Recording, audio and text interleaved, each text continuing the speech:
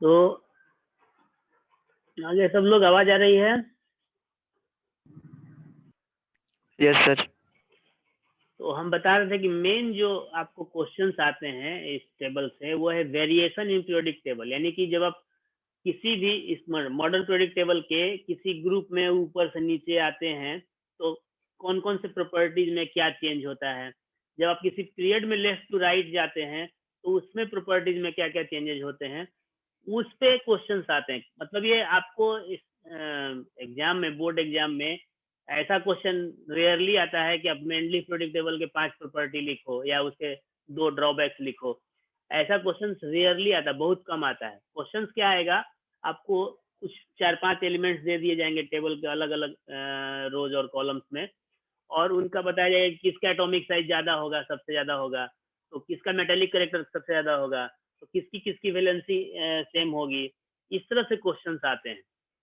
तो ये सारे टर्म्स को जानने से, जो वेरिएशन है उसको जानने से पहले हम लोग को जानना चाहिए उन टर्म्स के बारे में।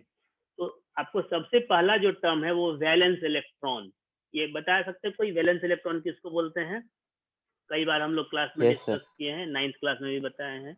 सर आउटर मोस्ट सेल में जितना इलेक्ट्रॉन रहता है उसी को। Very good. तो आउटर मोस्ट सेल में जितने इलेक्ट्रॉन्स होते हैं उनको बोलते हैं वैलेंस इलेक्ट्रॉन, और बाकी के इलेक्ट्रॉन्स को बोलते हैं कोर इलेक्ट्रॉन। तो आपको देखोगे अगर टेबल को ध्यान से, तो जितने एक ग्रुप में जितने मेंबर हैं, जैसे हाइड्रोजन, लिथियम, पोटेशियम, सोडियम, ये जितने हैं, इन सब के वैलेंस इलेक्ट्रॉन सेम होते हैं। यानी कि जब हम लोग किसी ग्रुप में ऊपर से नीचे आए या नीचे से ऊपर जाएं तो वैलेंस इलेक्ट्रॉन सेम होते हैं। तो अगर वैलेंस इलेक्ट्रॉन सेम है तो वैलेंसी भी सेम होगी, क्योंकि वैलेंसी डिपेंड करती है वैलेंस इलेक्ट्रॉन पे। आप जब किसी पीरियड में लेफ्ट टू राइट जाएंगे तो वैलेंस इलेक्ट्रॉन बढ़ेगा। अगर ग्रुप 1 में 1 है तो ग्रुप 2 में 2 होगा, तो 3 से 12 तक में 2 ही होगा, फिर 13, 14 इस तरह से बढ़ते जाएगा। उसके बाद आता है एटॉमिक साइज। एटॉमिक साइज क्या होता है जी?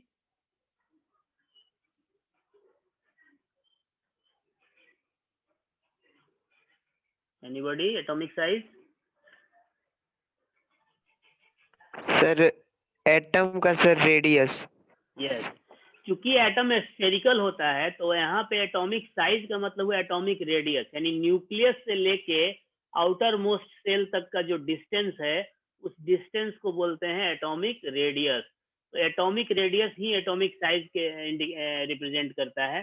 तो दूसरा जो आपका टर्म है, पहला जो हम लोग का टर्म था वैलेंस इलेक्ट्रॉन, तो जब आप किसी पीरियड में लेफ्ट टू राइट जाते हैं तो वैलेंस इलेक्ट्रॉन का नंबर आपका बढ़ता है। जैसे फर्स्ट पीरियड में शुरू में जो है 3 है एटॉमिक नंबर, तो वैलेंस इलेक्ट्रॉन 1 है। उसके बाद बेरिलियम में 2 है, बोरोन में 3 है, कार्बन में 4 है, नाइट्रोजन में 5 है, ऑक्सीजन में 6 है, फ्लोरीन में 7 है, नियोन में 8 है। तो ये वैलेंस इलेक्ट्रॉन आपको जब पीरियड में लेफ्ट टू राइट जा रहे हैं तो बढ़ते जा रहा है। और जब आप ग्रुप में अगर ऊपर से नीचे जाते हैं तो वैलेंस इलेक्ट्रॉन सबका सेम होता है। जैसे इसमें हाइड्रोजन का, लिथियम का, सोडियम का, पोटेशियम का, इन सब का वैलेंस इलेक्ट्रॉन सेम है। सेल नंबर ऑफ सेल भले बढ़ता है, देखो इसमें 2 चीज दिखाया गया। अगर पीरियड में लेफ्ट टू राइट जाते हैं तो नंबर ऑफ सेल सेम है लेकिन वैलेंस इलेक्ट्रॉन बढ़ रहा है, यानी आपको नंबर ऑफ सेल सेम है, वैलेंस इलेक्ट्रॉन बढ़ रहा है। लेकिन जब ग्रुप में ऊपर से नीचे जाते हैं तो वैलेंस इलेक्ट्रॉन सेम रहेगा और सेल का नंबर जो है वो बढ़ेगा। ठीक है, यहाँ तक क्लियर है? Yes sir. चलिए नेक्स्ट प्रॉपर्टी में आते हैं। तो नेक्स्ट प्रॉपर्टी हमारा है वैलेंसी। तो वैलेंसी आपको पता होगा क्या होता है। The combining capacity of an atom is called its valence, यानी कि कोई एलिमेंट कितना बॉन्ड बनाएगा, यानी कि कितने इलेक्ट्रॉन का लेन देन करेगा या शेयरिंग करेगा, यानी कितना इलेक्ट्रॉन लेगा या देगा या शेयर करेगा, उस नंबर ऑफ इलेक्ट्रॉन को वैलेंस इलेक्ट्रॉन कहते हैं। और ये पूरी तरह से डिपेंड करता है वैलेंस इलेक्ट्रॉन पे। वैलेंस इलेक्ट्रॉन अगर 1 से लेके 3 तक है तो वही वैलेंसी हो गया, मतलब 4 तक का हो। और अगर 4 से ज्यादा है वैलेंस इलेक्ट्रॉन तो 8 में से घटा लेंगे उस वैलेंस इलेक्ट्रॉन को, वही वैलेंसी होगी। जैसे आप यहाँ पे देखो, वैलेंस इलेक्ट्रॉन वही सेम आ गया, लिथियम से लेकर के नियोन तक। तो इन सबके वैलेंस इलेक्ट्रॉन बढ़ रहे हैं 1 2 3 4 5 6 7 8। तो वैलेंसी जो है आपका 1 से लेके 4 तक सेम हो गया। अब जिसका 5 है वैलेंस इलेक्ट्रॉन उसका वैलेंसी 3 है, तो 3 कैसे आया, 8 - 5 इज इक्वल टू 3। जिसका वैलेंस इलेक्ट्रॉन 6 है उसकी वैलेंसी 2 हो गई, ये कैसे आया, 8 - 6 इज इक्वल टू 2। उस तरह से 7 है तो 8 - 7 इज इक्वल टू 1, और 8 है तो 8 - 8 इज इक्वल टू 0। यानी कि अगर आप किसी पीरियड में जब लेफ्ट टू राइट जाते हैं तो वैलेंसी पहले इंक्रीज करती है up to 4 and then decrease करती है। अगर एग्जाम में आ जाए कि what changes will you notice when you go from left to right in a period, what changes in valency will you notice, तो लिखेंगे कि in a period when we go from left to right in a period the valency first increases up to 4 and then decreases. यानी कि पहले 4 तक बढ़ेगा और फिर घटेगा। और लेकिन ग्रुप में जब आप नीचे से ऊपर या ऊपर से नीचे जाते हैं तो वैलेंसी हमेशा सेम होती है। ग्रुप 1 की वैलेंसी 1 होगी, ग्रुप 2 की वैलेंसी 2 होगी, ग्रुप 13 से लेकर के आपको 18 तक में फिर 3 4 5 6 7 8 होगी। ग्रुप 3 से 12 यानी 2 से एक्चुअली 12 तक की सबकी वैलेंसी 2 होती है। क्लियर यहाँ तक? सर हाँ यस सर हाइड्रोजन का वैलेंसी 1 होता है तो सर हाँ, हीलियम का 2 क्यों नहीं होता, 0 क्यों होता है? हीलियम इनर्ट गैस है। देखो वैलेंसी क्या होता है, कंबाइनिंग कैपेसिटी, सिर्फ इलेक्ट्रॉन पे मत जाओ, पूरा डिफिनेशन पे जाओ। Combining capacity of an element is called valency. तो हीलियम आपका इनर्ट गैस है, वो किसी के साथ कंबाइन करता ही नहीं है, तो क्यों वो करेगा, पहला चीज। दूसरा चीज है कि हीलियम और हाइड्रोजन दोनों में एक एक सेल है, तो फर्स्ट सेल की जो मैक्सिमम कैपेसिटी है वो होती है 2 की। तो कोई भी एलिमेंट, जब से 9th क्लास में अगर आप पढ़े होगे तो अब पढ़ाया गया होगा कि कोई भी एलिमेंट जो है अपने नियरेस्ट इनर्ट गैस की तरह स्ट्रक्चर ऑब्टेन करना चाहता है, कॉन्फ़िगरेशन। तो इनर्ट गैस की तरह क्यों करना चाहता है, क्योंकि इनर्ट गैस का जो सेल्स हैं वो स्टेबल पूरी तरह से भरे होते हैं, इसीलिए वो स्टेबल होता है। तो हीलियम का जो एक सेल है जिसमें ओनली 1 सेल है, और उस सेल में जितना इलेक्ट्रॉन भर सकता है उतना भरा हुआ है, तो वो कंबाइन करेगा ही नहीं किसी के साथ, ऑलरेडी स्टेबल है, इसलिए हीलियम की वैलेंसी 0 होती है। क्लियर? Yes sir. ओके, तो अब आते हैं हम लोग थर्ड प्रॉपर्टी में। अभी हम लोग के पास 10 मिनट टाइम है। एटॉमिक साइज या एटॉमिक रेडियस। तो एटॉमिक साइज बता दिए क्या होता है, distance of nucleus to outermost shell. तो जब आप किसी पीरियड में लेफ्ट टू राइट जाते हैं तो आपका एटॉमिक साइज में क्या डिफरेंस होगा, घटेगा या बढ़ेगा? यहाँ पे दिया हुआ है डिक्रीज करेगा। आप ये बताइए कि जब आप पीरियड में लेफ्ट टू राइट जाते हैं तो एटॉमिक नंबर घटेगा कि बढ़ेगा? सर बढ़ेगा। बढ़ेगा यहाँ सब कुछ सामने दिख रहा है, बढ़ेगा। तो जब एटॉमिक नंबर बढ़ रहा है तो एटॉमिक साइज घटना चाहिए कि बढ़ना चाहिए?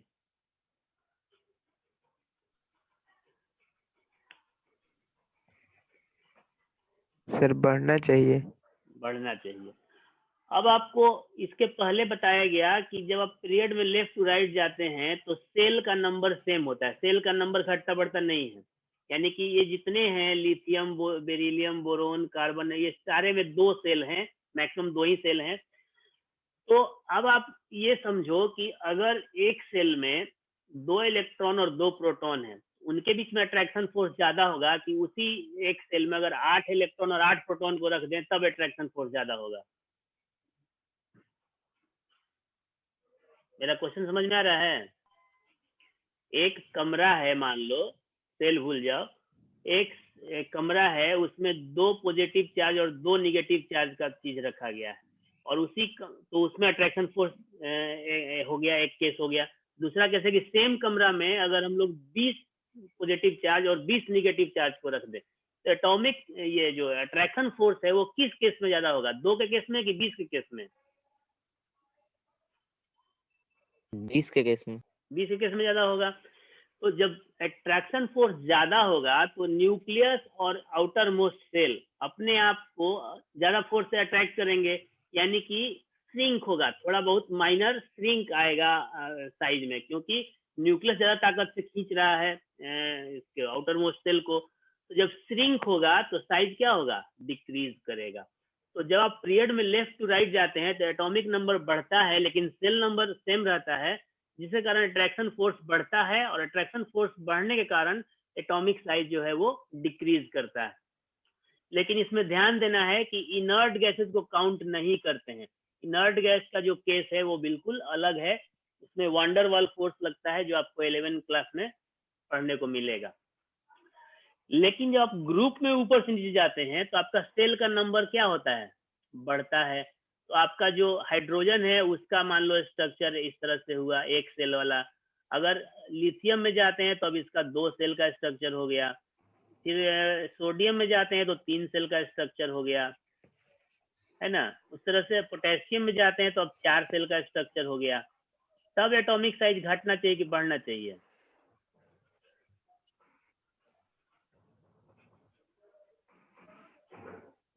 बोलो, जवाब दो। नंबर ऑफ सेल्स बढ़ रहे हैं तो एटॉमिक साइज घटना चाहिए कि बढ़ना चाहिए?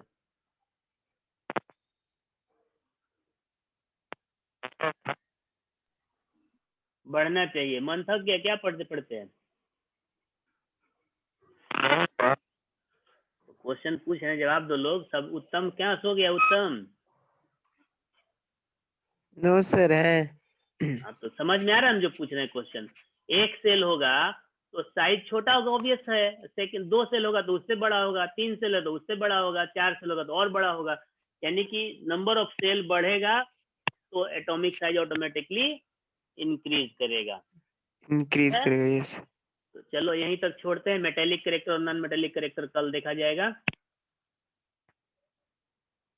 ठीक है ना। सर नंबर ऑफ सेल्स बढ़ेगा तो अट्रैक्शन भी तो बढ़ेगा ना? नहीं, नंबर ऑफ सेल बढ़ेगा तो अट्रैक्शन तो बढ़ेगा, सही बात है। लेकिन चूंकि नंबर ऑफ सेल बढ़ गया तो डिस्टेंस भी बढ़ गया ऑलरेडी, तो उससे अट्रैक्शन यस फोर्स कम भी होगा। तो जो डिस्टेंस में के कारण जो अट्रैक्शन फोर्स कम हो रहा है उसकी तुलना में जो नंबर ऑफ इलेक्ट्रॉन प्रोटॉन बढ़ने का अट्रैक्शन फोर्स है वो उसकी तुलना में कम होता है। इसलिए नंबर ऑफ सेल्स जब बढ़ेगा तो एटॉमिक साइज इंक्रीज करेगा, और एटॉमिक साइज इंक्रीज करेगा तो फिर आगे हम लोग कल पढ़ेंगे कि मेटेलिक कैरेक्टर में क्या चेंज आएगा, नॉन मेटेलिक कैरेक्टर में क्या चेंज आएगा। ठीक है। यस आज सर। का जो भी क्वेरी होगा अपना नोट करके रखोगे लोग, कल उसको क्लियर किया जाएगा। आज की मीटिंग सर कल समाप्त। 12 बजे। हाँ, कल 12 बजे। Okay sir.